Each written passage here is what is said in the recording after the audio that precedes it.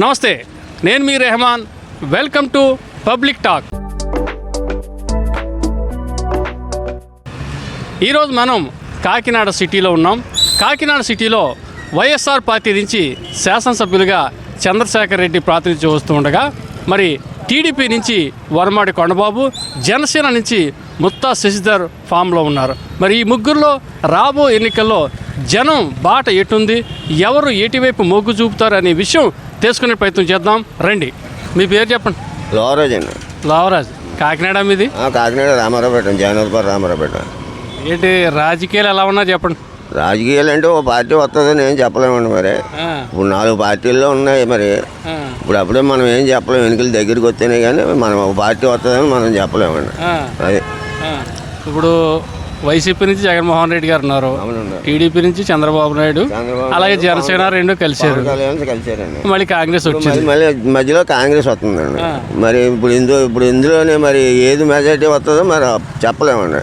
ఎన్నికలు దగ్గరికి వచ్చేదాకా కూడా చెప్పలేము. అంటే ఎన్నికలు దగ్గరికి వచ్చాకంటే అండి ఇప్పుడు ఏంటి ఇష్టమైన తెలుస్తుంది కదా, నలుగురు అనుకున్నది ఇష్టమైన తెలుస్తుంది. దాని గురించి అంటే ఎన్నికల దగ్గరికి వచ్చాకంటే చెప్పగలం, కానీ ఇప్పుడు దగ్గరలో ఏం చెప్పలేమండి.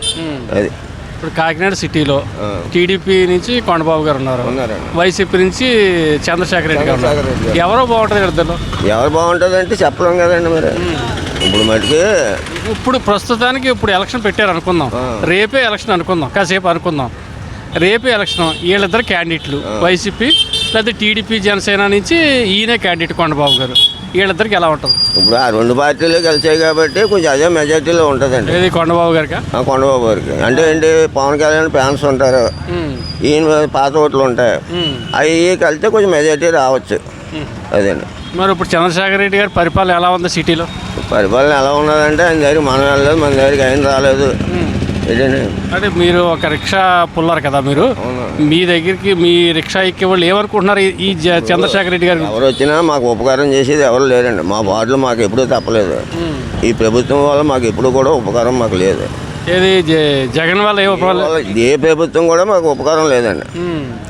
ఓ రిక్షాలు ఇవ్వడం అనేది, ఓ లోన్లు ఇవ్వడం అనేది అవి ఏమి లేవండి మాకు. మా కాళ్ళతో మేము బతకడం తప్ప ఎవరు వచ్చినా కూడా మాకు లోన్లు గీన్లు ఏమీ లేవండి. ఓ రిక్షాలు కూడా మాకు ఇవ్వలేదు.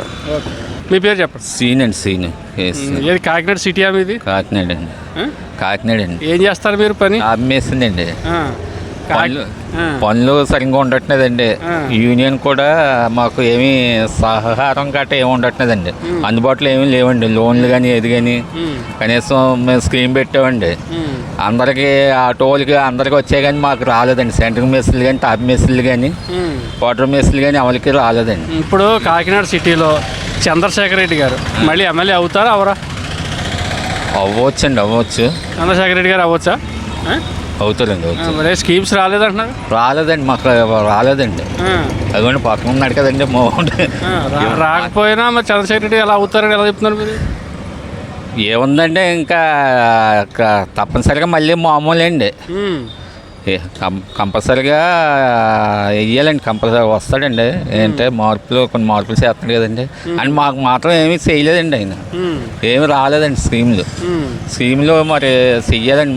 మరి మాలాంటి వాళ్ళు చెయ్యకపోతే. కాకినాడ సిటీలో చంద్రశేఖర్ రెడ్డి గారు ఉన్నారు, కొండబాబు గారు టీడీపీ ఉన్నారు. మీరు కొండబాబు గారు గతంలో పనిచేశారు, చంద్రశేఖర్ గారు గతంలో చేశారు, ఇప్పుడు కూడా ఎమ్మెల్యేగా ఉన్నారు. వీళ్ళిద్దరిలో ఎవరు పరిపాలన బాగుంటుంది? పరిపాలన అంటే ఇప్పుడు 5 సంవత్సరాలు చేసిన తర్వాత వాళ్ళ నాన్నగారు ఈయన 10 సంవత్సరాలు బాగానే ఉందండి. ఇప్పుడు మట్టికి పర్వాలేదండి. మళ్ళీ నెక్స్ట్ ఎలక్షన్లో కూడా ఈయన వస్తానే మంచిదండి.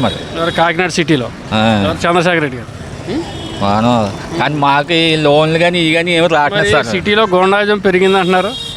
పెరిగిందండి. మరి పెరిగిందండి. గోండాజం పెరిగిందండి. మరి అయినా ఆయనకి వేస్తారా? తప్పదండి. ఇంకా తప్పదంటే భయపడేం కాదండి.